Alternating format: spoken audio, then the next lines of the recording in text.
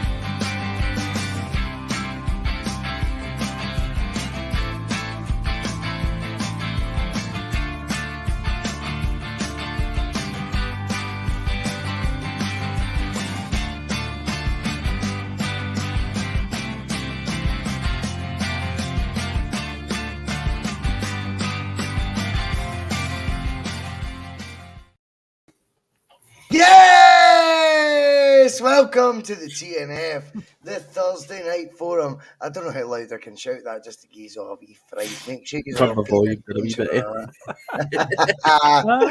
Just so to make sure you're all paying attention, you know. Judge Kearney is with us. David Logue, the Sunday Blether host, is with us. And Phil McGinley, the engine behind the Bhoycie Bus. The real deal. He is the Bhoycie Bus, really. It should be called the Phil McGinley Bus. He's with us as well. How are we all doing? Aye, good, mate. All good. Nice one. Well, what we're going to do tonight is, as always on a Thursday, we're not going to kid on. We've got loads of talking points because we don't. No. Unless anyone has something burning they want to discuss. I'm more than up for that before we go to the passengers. But before that, all that good stuff. If you want to like the show, it always helps on a Thursday night. It gets us busier than ever. If you want to subscribe to the channel, it's completely free. If you want to become a Bhoycie Bus member like Stubbsy Sauce, Gary Brown, Stoned Outlaw, Stephen Murdoch, Charles Smith, Martin Kay. If you want to become a Bhoycie Bus member like all you guys, feel free. It's $1.99 a month. But you know, it's weird because like you'd almost think having a target like 1,000 subscribers would turn that into membership. I can't think the coincidences I'm talking about. I'll move on for that anyway. Phil McGinley, shall we just go over to the people for a wee bit of discussion? Or is there any topics you would like to discuss in the forum? Well, just now I've just kept an eye on the comments as we started the show. Nothing's came in yet, so to everybody in the chat, get your points of view and your questions in ASAP, and we shall pick them out. But for the time being, I'll keep my eyes peeled on that if you want to lead the way, Russell, with any talking points you've got. I'll see if anything comes in. We're having a good chat with Johnny Logue earlier. I think you know him, David, pretty well. So I'm sure your opinion will be the same as your dad. So we'll come straight over to the judge. Cameron Carter-Vickers, you've discussed many times, Mark, in terms of his importance to the Celtic team. We walk a tightrope with him. 8 games to go between now and the end of the season. Do you risk it for a chalky biscuit and play him in the semi-final? Or do you just go, do you know what? Your season's done. Let's make sure you're ready to come straight to the chaps. Because if you contrast and compare, I'm not saying it was the same situation Celtic were in, but last season, the season just been, in the Champions League, our first choice partnership never played once together. Not once. And that's because Starfelt was injured. Now, if you aggravate CCV's injury for one game and he were to miss Champions League football, I can see why that'd be a problem. What would you do? I would find out the timeline first of all. If it's going to be like a surgery, it's going to require 8-10 weeks, and you can just about squeeze that in, I would take the chance on that. I would play the semi-final first. I think the Scottish Cup's synonymous with Celtic's name, mate. I think Celtic have always been the team that plays the last game of the season. We've won it like 41 times or something off the top of my head. And I want a treble. I'm a greedy bastard. I want a treble. And I think if you're going to... I mean, Ibrox, trust me, on the morning of that match, that'll be the most important thing in my life, will be that game at Ibrox. But I think we could maybe push that down the line a wee bit and just say get Hampden out the way, get a semi-final out the way, have the surgery that week after it, and we'll try and go with Kobayashi and Starfelt. Now, I've got serious misgivings about trusting... Do you mean Ibrox at Hampden? No, I would play him at Hampden, and then after Hampden, just give him the option. I would put the option on the person itself, and also Andy's got to make a decision as well in terms of what... Mark, what player in the world says no, though, to play? Be honest, I mean, he's going to say yes, he's fit. Mark Viduka. No. With that aside, no, I mean, I think... Apart from Mark Viduka, which is a very valid point.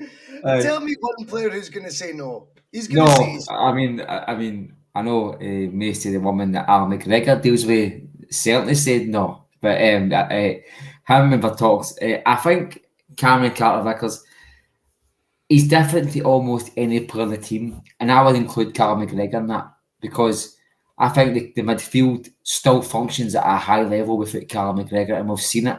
The strike force functions at our level without anyone in the front three, although I would be worried with playing up front for a long period. I think he's still a wee bit raw at this level. But Cameron Carter-Vickers, to me, is probably the main reason why Celtic's defence has kept so many clean sheets and is getting through games at this level. Thanks, Craig, for the donation. Right, Matt, let's stay on piece, though. CCV, there is... I'm on piece, mate. You're going way round, mate. You're going way round the houses. Would you risk him for the Scottish you asked me Cup? a question. Let me finish right, it. But you're taking too long to get... No. We'll pass it to David. Ask David the question. Oh, stop being huffy, Mark. Let me get there. Listen, you asked me, did I think Carl Carter-Vickers is more important to wait to the end of the season and risk for the Champions League? You're talking about Ibrox, so I'm asking about Hampden, the Scottish Cup semi-final. I said to you, play him at Hampden. And then I said to you, I wouldn't get him. I wouldn't go to Ibrox for him. I'd say I'd play him at Hampden. And then Ibrox can be down the road, forget about that. But I'd play him at Hampden, then that's it.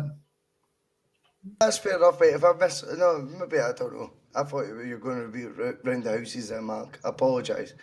David, CCV's injury, or injury concern, as it may be seem to be described as right now, I just feel like I think the bigger picture has to be taken into consideration. I get the need for your best players to play against Rangers, but as far as I'm concerned, the way I see it is, if you've got rid of a player in January, such as Jens, who played all of our Champions League games, Kobayashi has to be an upgrade on that. He must be. And if that's the case, you've got to trust him then in the big occasion. And I would rather have CCV fully fit and firing for the Champions League. I would forget the season for him.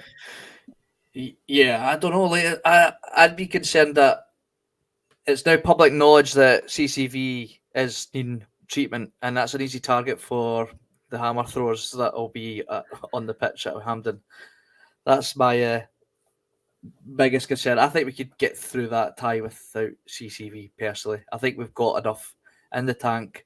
Like you said, we've signed Kobayashi surely for looking at next season. If we're talking about perhaps Starfelt might be the one sold in the summer for Kobayashi to come in. Therefore, if he's going to be a mainstay for next season, he'll be playing these games next season at Ibrox and cup finals hopefully again next season. But you don't get rid of Jens then if you don't think this boy's going to be ready for the second half of the season, David. Well, that's what I'm saying. So if that is that in mind, I think Ange has to trust the boy that he's brought in is capable of playing in a cup semi-final against Rangers. And from what I've seen of Rangers this season, I don't think it's anything that we can't handle. I mean, looking back now that we know of CCV's potential definite injury issue needing treatment, did that play a factor into his performance in the last game?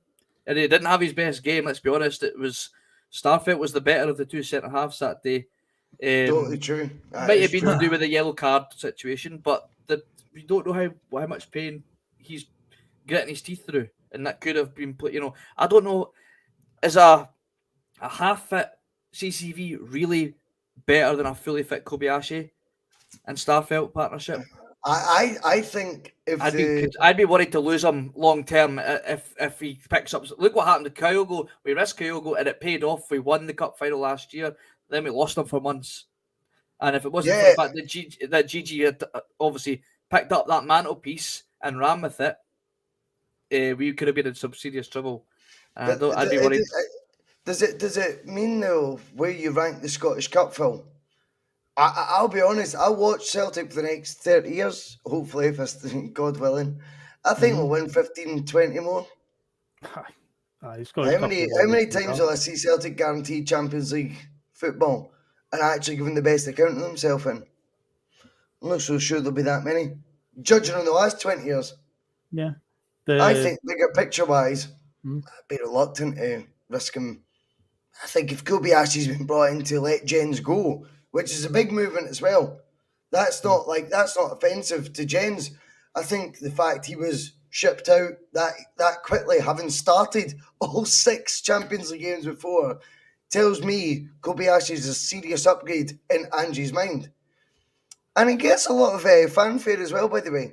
Not once has Kobayashi played so far without the live chat being, oh, he's amazing. Well, let's find out. If he's as good as what people want to say, and they are telling the truth, we'll find out. For me, if Cameron Carter-Vickers has a knock, as bad as it's not a knock, an injury series is sound, season done. You've completed the job. The big one's already in the road. I would leave him to it till next year. Make sure he's fit and firing for the start of the next campaign. So far, Kobayashi hasn't set a foot wrong in with the games he's played in, although the level of I don't want to say stress, but obviously the tension in that match is going to be more than what you would ever face at playing St Mirren at home in the cup or anything like that. But I'd say so far he's dealt with it all right. I think it's just a natural fear of the unknown because we don't know too much about Kobayashi, so I think there's just a natural reflex of we know how good CCV is. And it's like, we've got to play him at all costs. If he can't make it, then Ange will make that decision for him. You are right in what you say about if he puts it on the player, CCV is going to say, of course, I'll play. If Ange is going to risk it and CCV does play and he's fit enough to play, then I would say that has to be his last game of the season. He goes off and gets his operation because the Champions League won't kick off until September because we don't have any Champions League qualifiers. So you've still got a bit of a leeway there. He would still get a winner's medal from the Scottish Cup. Even if he doesn't play, the club gets awarded 40 medals when you win a trophy. So he would get a medal. That doesn't come into thinking, surely. Anyway, I know, but just if anyone say, he might miss out on a medal, he wouldn't miss out on a medal at all. He would get one. But yeah, if he does play against Rangers, then I would say that has to be his last game of the season and send him off and get that operation then. So he is fighting fit for the Champions League. So we've got September, so there's quite a bit of a gap there to play with. But that'd be my strategy with it. Judge Kearney, I apologise if I stepped on your toes earlier. I take it back. I will come to you with a question now, which you have got the full room to answer to. Kobayashi comes in, CCV is out. Let's just hypothetically say it. How comfortable do you feel? But that's now Starfelt, bear in mind, in his better side, and it's Kobayashi now. From what you've seen, how comfortable would you feel? Well, we saw him at Tynecastle and I thought he played pretty well. And I thought he played pretty well at Rugby Park the other day there, although it was a bit of a non-contest, to be quite honest, but it's quite hard to judge him. So I think you kind of got to give him a wee bit more game time than what he's had, and I think we've no good him enough game time, like when we've been winning 3-4-0. So it's hard to judge. To me, he looks comfortable on the ball, which Starfelt isn't he? And he's quicker to pass than what Carter Vickers is as well. So we're going to be moving the ball faster with him. So I would be happy with him playing more game time, but I'm not entirely convinced with that defence without Carter Vickers now. Is that a compliment though to Carter Vickers? It's not a slant on Kobayashi, is it? I think it just shows you this guy, Cameron Carter Vickers, in the space of under 24 months, it's just become a centre half that we didn't expect to have at Celtic, Matt. Mm-hmm. I think he's been a fantastic. He's probably one of the best centre backs we've had this century. And I mean, well, obviously barring the first couple of seasons under O'Neill, we had some brilliant defenders. Then they all just done a brilliant job for Celtic. There's no denying that. But I think he's just he's like got a cigar in his mouth half the time in Scotland. But for me, he's as important to the Celtic defence as any player is to their position. And if he's missing for that defence, I think even against the weaker teams like your Hearts and Motherwell, we will lose goals, unfortunately. So Carter Vickers, I think, play at Hampden and the rest of the season, just play it out, basically. David, it doesn't always need to be a slight on the backup options that you've got in several Celtic positions, right? Cameron Carter Vickers though seems to be an exception to the rule, which I totally understand, because the role he plays for Celtic, none of us seen coming, and it has been unbelievable so far, the impact he's had at centre-half. However, notwithstanding that, Kobayashi has been brought in surely as an upgrade on what we had at the start of this season, hence why Jens was allowed to go to Schalke 04. Surely we should feel a wee bit more comfortable with this boy starting and Starfelt also shuffling along to his right position. Or is it really, as without admitting it, subconsciously saying the recruitment's not been an upgrade on what we already had? I personally think the upgrade is there. I just think it's very difficult to remove a partnership that's domestically not broken. I think that's the problem that Kobayashi has, is there's not been an incident yet that's cost us, or there's not been an injury up until now, obviously, that is questioned whether Kobayashi could walk into that team. We'd all be up in arms if Ange decides just to change it without, willy-nilly, without really any real reason, and we lose that. We lose our first domestic game under a new defensive partnership. You'd instantly go, why has he done that? So I think it's just been unfortunate that Kobayashi hasn't been able to get into the starting lineup this year. But I do have an inkling, I've got a feeling that we may lose one of the partnerships next, and Kobayashi is in mind for next season. I think it's all part of the master plan, and it's the Kobayashi is the centre half version of our Alistair Johnson. The thing is with the Carter Vickers, it's an interesting with Carter Vickers, isn't it? Because when we first signed him, if you were just to look at it straight in the middle and say we're signing a guy that was on loan at Bournemouth, you'd just go, here we go again. Here we go again. Another guy that's failed in the Premier League. Totally fair. That is totally fair. I'm sure he was at Bournemouth when they got relegated. I might be wrong. Instantly you go. His most amount of appearances in a league season was in the Championship in England. Yeah, so instantly you don't expect him to be such a colossus of whereas it's just like you said, Mark, he's got a bit with a cigar in his mouth. This league is almost just too easy for him.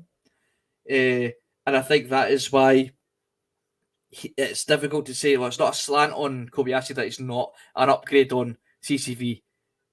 But I do think it's maybe the Starfelt situation is the more obvious. I think he is the replacement for Starfelt in the long run. So he's never budging CCV.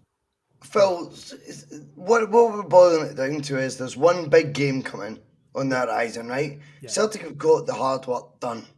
Right? No, and sounds like a wanker to say it, but even the final should be easy work. Yeah, if you get over the semi-final, right? It should be easy work based on the two teams that are, you could face in the final.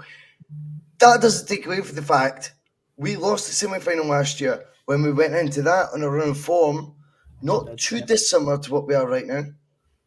And they were in that vein or in a version of themselves that we were kind of looking at and pointing at the same way we kind of have just now, the last few weeks.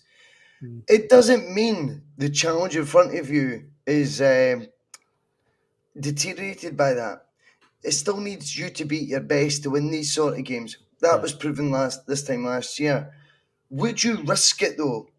Would you risk Cameron Carter-Vickers long term, or would you play him or keep him wrapped in cotton wool, just play him in the semi-final, and then after that go, right, your job's done this season. That's it. It's done. I play him semi-final, and effectively that's his last game. So to me, you would do that. I would, yeah. To what you just said there as well. This game effectively is the final. Again, I know disrespect to Inverness and Falkirk, but it is the team that wins this semi-final is going to go on and win the trophy at the end of the season.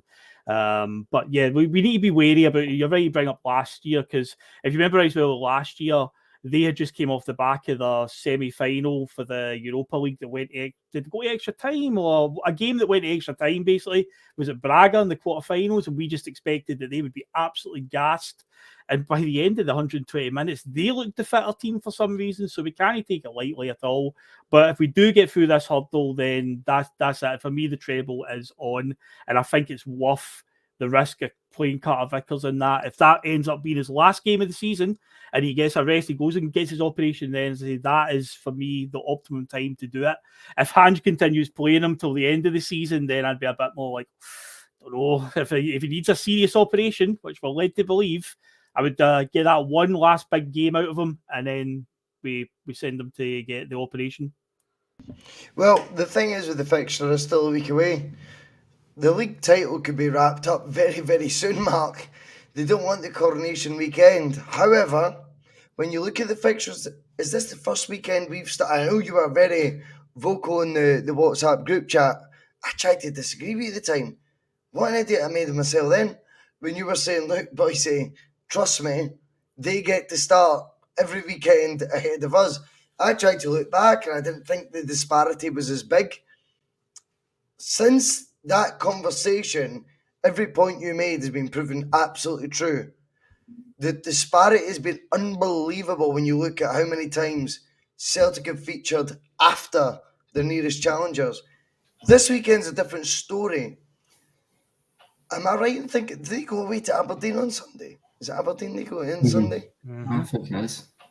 I mean, it does. See, when you even think about it, the pressure you feel you're putting on a team that's already 12 points behind is unbelievable.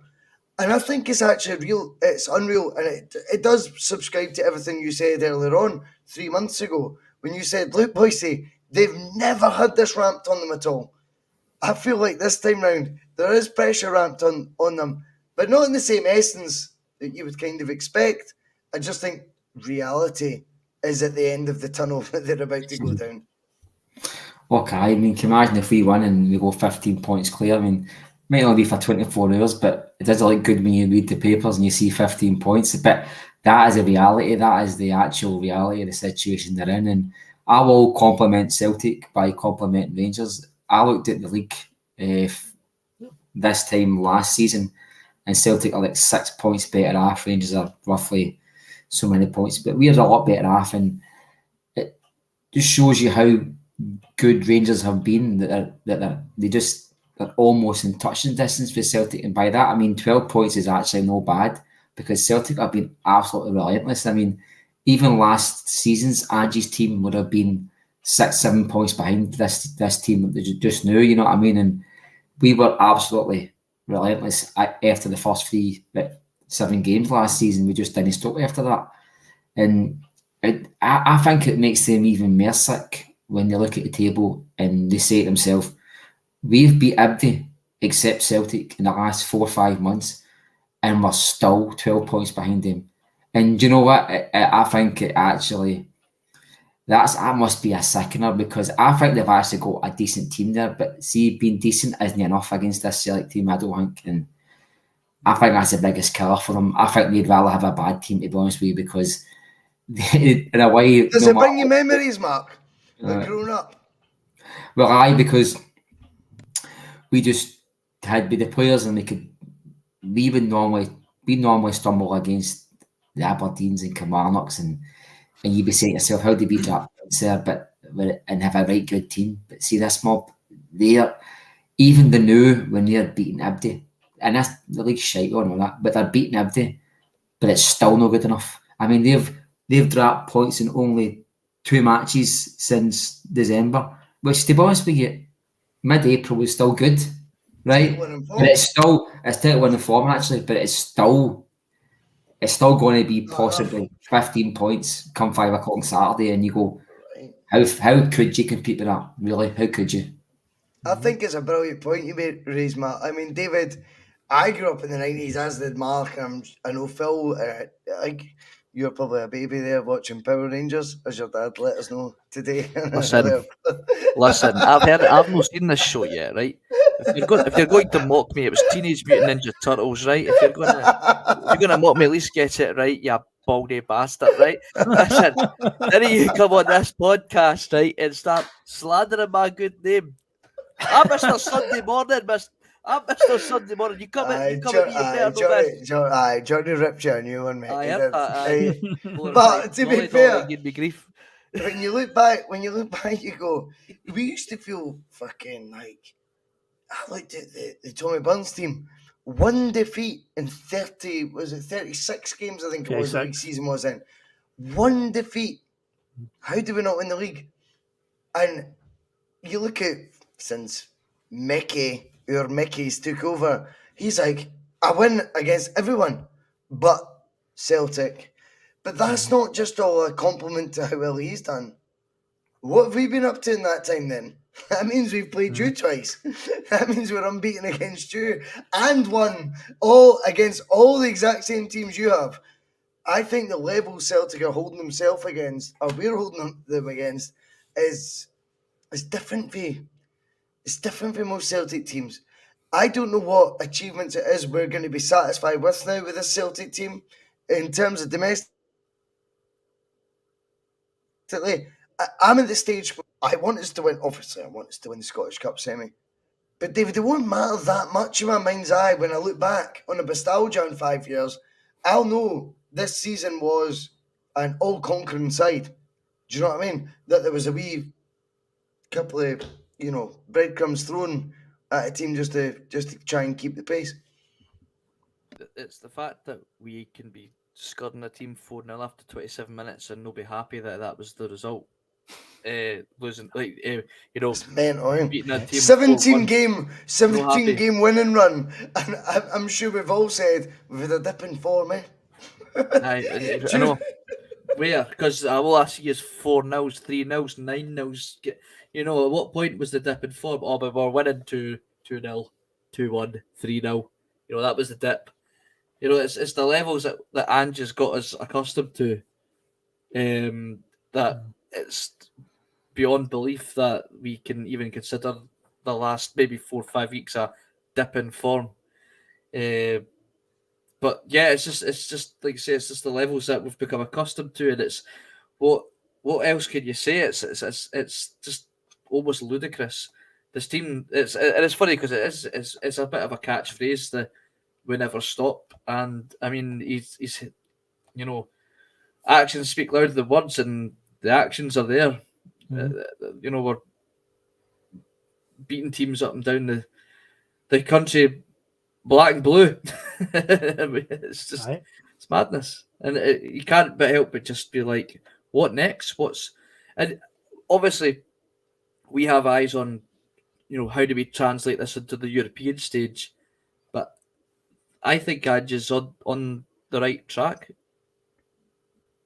Hope so. Don't know if I've frozen there. Don't know. Russell's typing something just now. Russell's typing something. Sorry, I didn't know you were going to stop there right now. I mean, Phil, I think we've been in a position where it's just laughable. You know, there's equity confetti getting thrown about left, right, and centre all over again. It's almost like Celtic were as dominant now as they were in 2012. It's almost like we have resources the rivals don't know how to keep up with. There is a story a brew. Nobody wants to see it coming soon. Yeah, I've seen a fair few comments coming in tonight about that one, but yeah, it's another share issue, I believe, has came out this week. But what's going on there? I wonder. 10 million shares this month. Yeah, there was a comment earlier on said, there's more grains of sand in the Sahara Desert, or is there more Rangers share issues? It was further up where it was a belter a comment. But there's the moment we are just I hope we're putting the foot on the neck essentially and really flexing our muscle now, because there's been too many moments over the last, you could count decade, more than a decade, where we've been in positions to really put the foot down, and we've slipped up, fell asleep at the wheel, whatever you want to call it. I really hope this is the point now where we do just pull away from them. Because I've always said that if you build a squad that can compete in Europe, then the domestic stuff will always take care of itself. If the league is the sort of standard that we believe it to be, then if we can compete in the European level, then domestic stuff is no problem. We're able to swat teams aside with a second string team some weeks. So if we get to that stage, then which I really hope Celtic will push the boat out and try and get to that level, then we've got not much to worry about at all over the next few years. With what's going on there, I just don't see anything to worry about. It's just a lot of false dawns and bravado coming out of Mickey Beale's mouth week after week. And I've said it before about the whole harebrained schemes they come up with. Every time we beat them or get a result, the fans or whoever will come out and say, well, if we play this guy in the next game, we'll win. And I've already seen stuff like that after the last one. It was people saying, Connor Goldson was missing. We've already beat you with Connor Goldson in the team at times over the last few years. And then there was one I seen on Twitter as well, and they put up a picture. I generally didn't even know who it was in the picture. Apparently it was Tom Lawrence. I generally forgot that Tom Lawrence even existed. But these are the type of harebrained schemes they're coming up with. And it's every time we beat them, every time we get a result, it just moves on from, okay, he wasn't playing. Well, when he plays in the next game, we'll beat them. So hopefully they stay in that little holding pattern for the foreseeable future of just going round and going, if he plays, we'll win. Keep them at that stage, please. It is fascinating, Mark. But if imagine playing devil's advocate and try to play Russian roulette with Celtic's squad, Mark. The difficulty would be which one do you pick for Player of the Year? That's the truth. See, when anyone thinks this is now Scottish football's Players Player of the Year, Scottish Writers Player of the Year, it's Celtic's Football of the Year, Celtic's Writers Player of the Year. I don't give a monkeys what Van Veen's done for Motherwell in the last 3 weeks. I don't care about Duke turning it on once he's had his third manager in charge this season. Nobody cares, mate. It's 4 people on a short list, and all 4 should be Celtic players if everyone tells the truth. I don't expect the truth, but if you're picking the 4 best players in Scotland this season, all 4 wear green and white hoops. Well, Scottish football isn't about meritocracy or even fairness at all. It's just about trying to find a way of just doing the minimum amount of effort you can. The journalism in this country is pathetic. He's the best. He is the best. I think, to be honest with you, we're going to end up having 2 Celtic players, and they're throwing a couple of bloody also rans just to make it not look like it's just Celtic. But you're right. I mean, if you were watching this just for a totally neutral eye, you could be saying, how could you possibly not pick a Celtic player? In every position in the park, you could pick a Celtic player. And I don't know if you remember, maybe going years back now, Celtic won the double or the treble, probably a double, and they were trying to find a way, getting the Celtic manager the manager of the year. I think they were trying to do it. They couldn't get the Rangers, they couldn't get the Hearts because they sacked their manager twice. Danny Lennon or something. I know, they ended up getting it. I think they went right down the list to the Kilmarnock manager. They gave it to Jimmy Calderwood because he managed to get Kilmarnock 5th in the league or something. And I was like, that's a team who won the Scottish Cup a few years ago, mate. But Nah, I think if it's not a Celtic player, it will be a Celtic player. But if it's not a Celtic player, then it just confirms what they all know. But he's showered a scummy. Well, let's advance it then, Mark. In my mind, it should be 4 players and there should be 4 Celtic players. Now you can, if you want to go with someone out with that 4, which I highly doubt, that's okay. Give me your 4 top players this season for Celtic. Carter Vickers, Hatate is going to be there.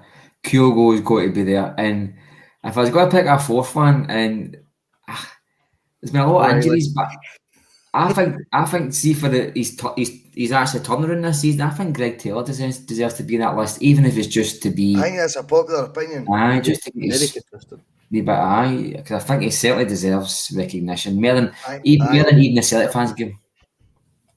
It's a very popular opinion, that one, Mark. Very popular. I think Taylor's turned around a million people, David. For me, 4 best players of the season, though, he doesn't make it for me. Not because he deserves any undermining, not because anyone's wrong in talking about Greg Taylor. I was speaking with your dad earlier, and I threw out a controversial post, and there's 126 watching live right now, so maybe it's more fun to do it when there's more folk watching live. For me, there's a guy called Jota held to a higher standard than Hatate. So if Hatate has a 7, we acknowledge he has a 7. If Jota has a 7, he's having a 5 in our mind. So he's played 29 Scottish Premier League games this season, excuse me. He's played fucking hell, Bhoycie. He's played 29 games this season. 21 goal contributions. Yet he's been called inconsistent almost every week. To make it make sense. For a winger, 21 goal contributions to 29. And then you look at the Champions League, you know, the toughest competition there is. He played 4 times. He scored 2 goals. Like, if that ain't player of the year for him, I don't know. But notwithstanding that, I totally understand he will not even be on the shortlist. He'll not be close to the shortlist. Greg Taylor's of the world will be, but I think with the biggest will in the world, I think it's Greg Taylor's improvement that muddies the waters. I think the expectation level of Jota is way above other players at Celtic. And when he doesn't perform a 9 out of 10, we criticise. Oh, he's off the boil, eh? Hey, Phil, see that Jota? No goal or assist today. He's off the boil. He's not interested, that cunt. I've never known anyone to be held to the standards Jota is. His numbers stack up. David? It's funny because I hadn't seen his numbers until you, obviously now you've read them out to me, so that is quite interesting because it's funny because his performances have been very, very good. But I didn't realise that was the numbers that he'd been producing. I mean, it's not quite my ADA performances, I'll give him that. But like, we're getting there, Mark. But no, it's I'm actually quite astounded by it because it's one of those ones where it is because he's the flair player, he's the winger, You're subconsciously holding him to a higher standard, David. Just accept it. Yep, because he is the player that you expect. He's willing to take on a man or two, and he'll try it even if it fails the first time. And sometimes it'll fail 4 or 5 times, and that's where you start to go, get him off. Get him off. He's not doing anything. And then, of course, he comes up with the winning goal or the winning assist. So, no, you're right. We probably do hold him to a higher standard than other players in the pitch because you are expecting a higher standard because of probably the nationality, the style of player, the team that he came from. We signed this boy. Bear in mind, I don't think he even kicked the ball for Benfica, but we signed him for Benfica, and we signed Greg Taylor from Kilmarnock, and we signed Hatate for some Japanese team. I couldn't tell you. Player of the year, Phil, right? It's not decided on where you came from, your improvement, development. It's who's been the best player, which is very difficult. Yeah, it does muddy the waters because I think Greg Taylor this year has turned all of our heads a wee bit. Greg Taylor's became the guy. You what? And he had the biggest shoes to fill. He filled Kieran Tierney's boots, mate. with a guy who came in at the same time. 2 left backs we signed rather than just one. We signed 2. Bolly, but what was his name? Bolly, Ball and Golly. No, but there was even a first name. But anyway, Bolly, Ball and Golly. You look at him, and that was the guy who was meant to be ahead of Greg Taylor before he even got a ball kicked. Yep. So he had the biggest shoes to fill. But at the end of the day, take all that bullshit away. That doesn't make a player of the year, right? The perseverance has paid off with him. It really has. So that should be a factor. What we're going to factor in next? Kyogo smiling. Oh, he's got a smiley face. Nobody cares, mate. Player of the year. It's got to be based on being the best player.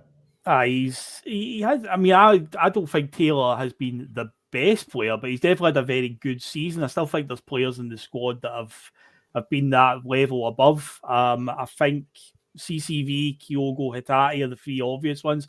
And I would throw in Callum McGregor as a shout. I think he's goes a bit under the radar at times. I think because we're that used to how good he's been. But I think when you look at the style of play that we play under Ange, that sort of high intensity, and we're always playing out from the back. I love how he always shows for the ball, and even an awkward situation where it's like it's a bit dodgy back there, he's always showing for the ball. He's never hiding, and he bails us out of a lot of sticky situations at the back because he's a very calm head. So I always think that McGregor's goes a bit unnoticed at times in the team. So I think he would in with a shout as well if I had to pick 4.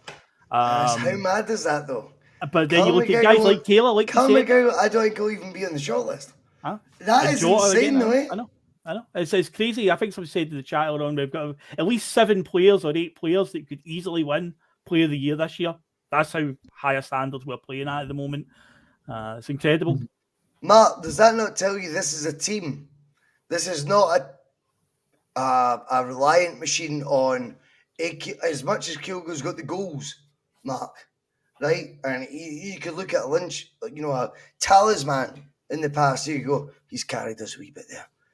I think the fact that we're all debating about fullbacks to midfielders to strikers, does that not tell you this team as a whole is so different under Ange? And I don't hate saying it, but I find it amazing that he's managed to connect us all this quickly in the space of 2 seasons.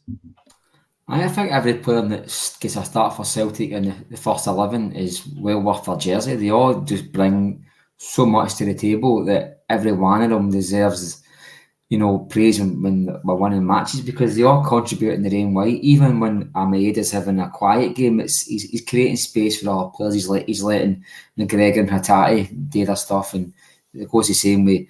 I definitely agree. I mean, I think sometimes you do look at guys like Jota and say he's that good, but on his standards, he's not great today. And you go, well, he shouldn't be held to that standard. It should just be if he's still he's a 7 out of 10. He's still. I do agree with that, but I think the same thing can be said for Callum McGregor as well.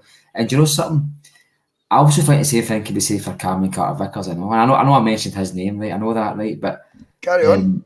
I just think that sometimes that it looks so easy for him, you forget that the reason why it looks so easy for him is because he's so good. It's not just because he just happens to be flung into a league full of 5-year-olds. It's because he is so good that it looks so easy. And you've got to praise that too. But I should have mentioned Jota. Jota's one of my favourite players. I think Jota, when he's playing for Celtic, I think he just adds that directness. But see, Haksabanovic, when he's playing, I feel like he's like the kind of guy when you're playing 5-a-side, so he gets the ball 2 yards out and just sprints for goal. And I think Jota's the same way. Just sprints for goal, he's one directional, and I think Jota's on that list. I think the player of the year will come for Celtic.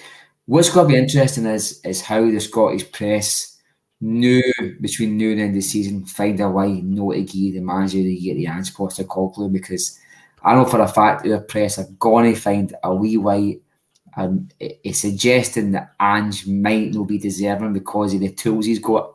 Because we saw under Rodgers, just watch it for the press turning on things like how much a great squad depth he's got and the money he's got.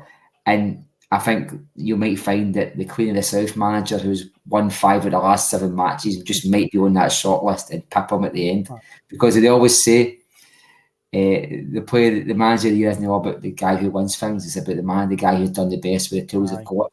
Mark, there'll be Stephen Robinson. There'll be Stephen Robinson that they'll push as the guy Right, mate. because St Mirren have had There you go, by mate. their standards, Good- all right good season. call. So Good that'll be call. the one they'll push. Good call, mate. Aye. It's interesting because the one thing I would always say is, Ange, in my opinion, David, has took no consideration into the rest of this league. None. Well, this is the first 2 years. It's going to be nearly 24 months since we've looked at an SPFL player, even as a signing target. I'm trying to think in my memory of being a Celtic fan that's ever happened before. I don't think it has. And I think it's a disregarding and fair synopsis to Ange as an obituary. It's just when this league ain't up to much. What do you make of Duke? Duke at Aberdeen. Aye. I think he's going to be the one that. I think he'll be the first player, put it this way, in Angie's role in charge at Celtic that we actually focus on as a wee bit of make sure you get him. I think that'll be the first time we've had that since Ange took over.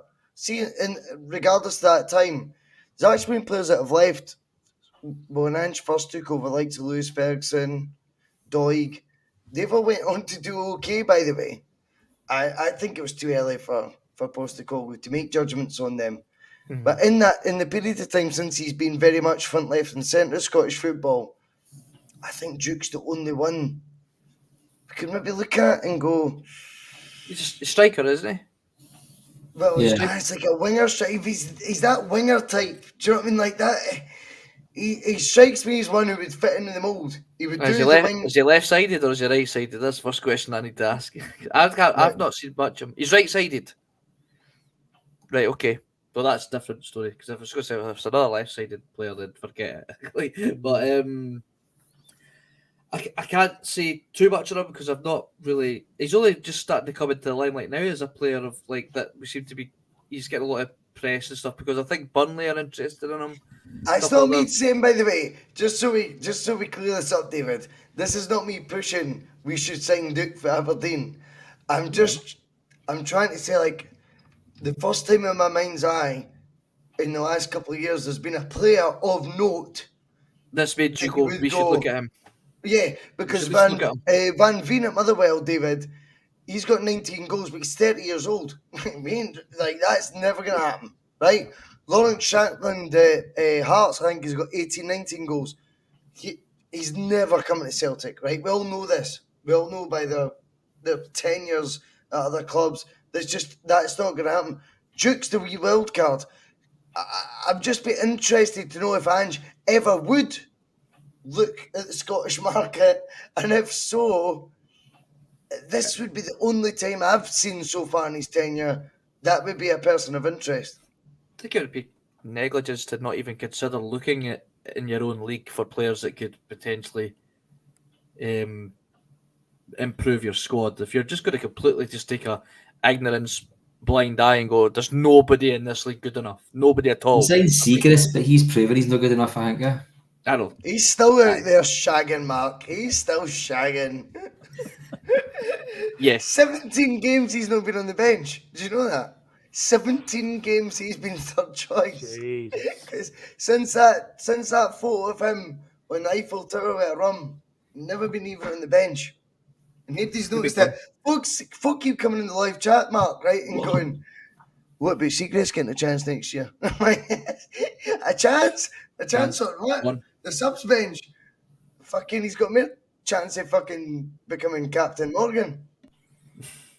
No, as for Duke, you know, yes, if he's being identified as at least a player we should be looking at, then yeah, I'm all for it. I'm not totally against us looking at players that are in our own league, and he's obviously, like I said, if Vincent Kompany's interested in him, I reckon he could spot a player. He's done an excellent job at Burnley, completely transformed that team from an absolute. He's also linked with Ryan Kent, David. Oof. For Burnley, is he? Well, I mean, he'll be cheaper. But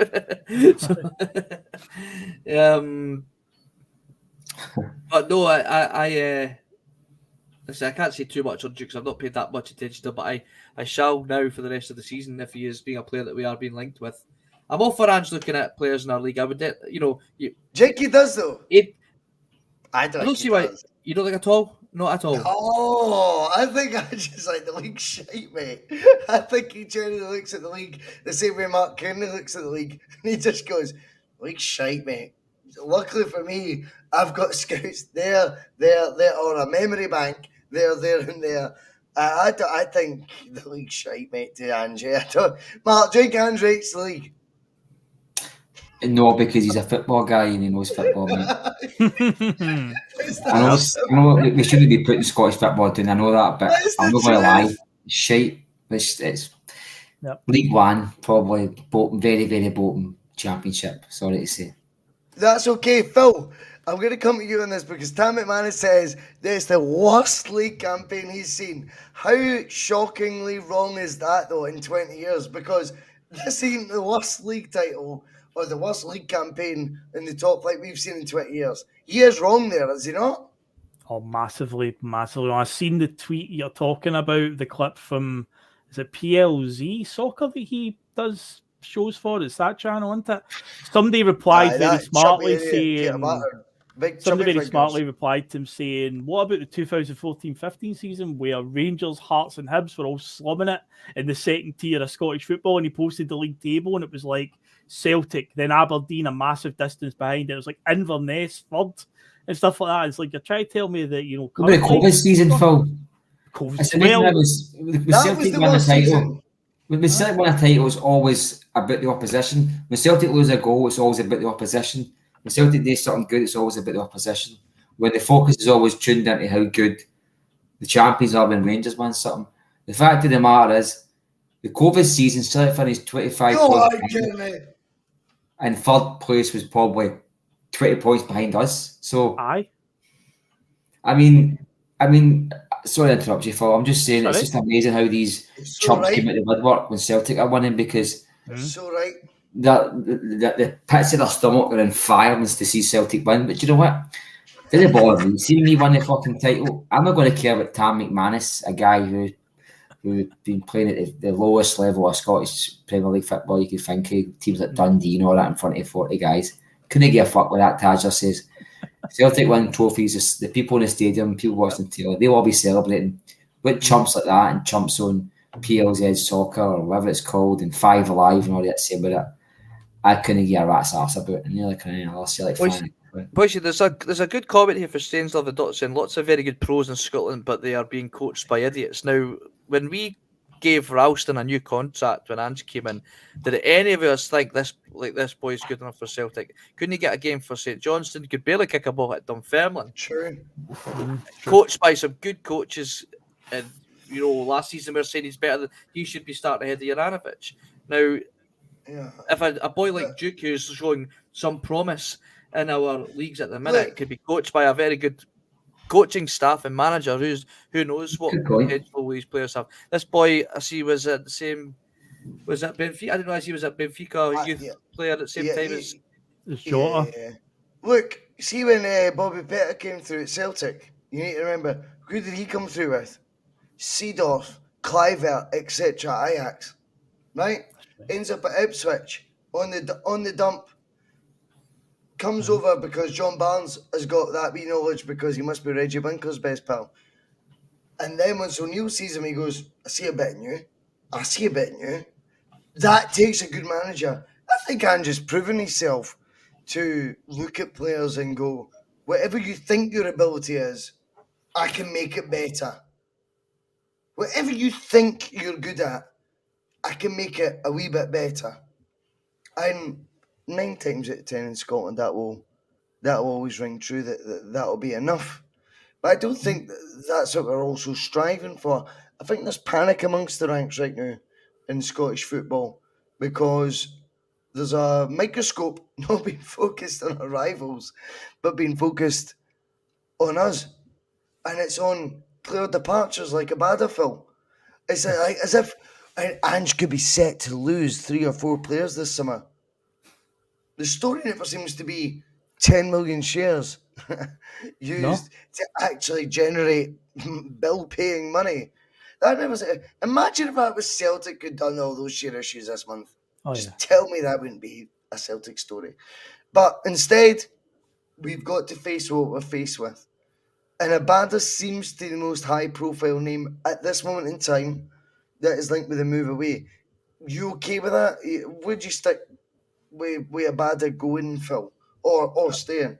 I like Abada, but it's clear at the moment that we're functioning pretty well without him having to start. I mean, last season, obviously, he came in and after like half a season was on like 14 or 15 goals or something, or assists, whatever it was. But the team has evolved since then, and this season he's became our most used substitute. But he still comes on from time to time. I mean, the St Mirren game recently where we were struggling 1-0 at half time, he came on and had a great time in the second half. He was brilliant. So he definitely still has use. And obviously, I would like him to stay. But if he is the highest profile player that we lose this summer, and given that Ange has shown he's got a great track record of like bringing players in, I would trust Ange to find a pretty suitable replacement for Abada. If we make a profit on him, which I would fully expect, then so be it. I would be okay with it. Ideally, though, I would like him to stick around because I do think he still has a bit more to achieve with us. But ultimately, if you tell me right now that's the only big player we're going to lose, I'd be like, okay, right, fine. We're entering a different summer than we've ever been accustomed to, Mark. This is the Midsummer Murders. This is the one where you go, oh, no way has he been sold. This is the one. This is the summer we're all going to go, shut your seatbelts in. I just hope, and amongst that, Celtic mean business and the recruitment that they make. Do you think they will? I think we need to brace ourselves for one or two players gone. And to be honest with you, if I got to trust a manager to replace him with somebody who's probably going to do a job, it'll be Ange Postecoglou. Never trust that board. But to be honest with you, if Ange has got even less money than what he had last season, I still expect him to spend it wisely. So the concern isn't there. I still think we'll still have enough talent to win this domestically. But I think Ange will want to make some sort of dent in Europe. I don't mean by fucking win the thing, but he'll want to at least put on his CV that he's took Celtic to, I don't know, a last 16 in the Europa League or finish third in the Champions League or even shoot for second, who knows? But that requires a better level of player than what we've signed already. I do think almost most of our players. Well, last season Celtic created the most chances in the Champions League this season, which is ironic that they nearly scored many goals, but we're just missing that wee final thing, that wee killer thing. And I do think that a better defence, like Carter Vickers and Starfelt playing every game, would have made us better.